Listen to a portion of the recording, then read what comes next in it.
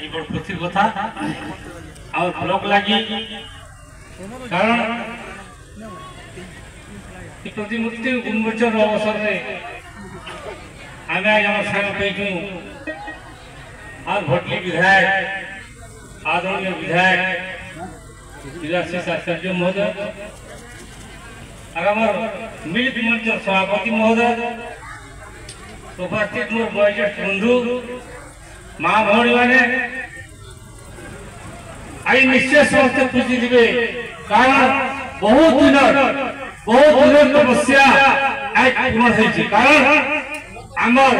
जे संविधान प्रणीत करछे जे संविधान के त्याग करछे जन मान को माने हाथू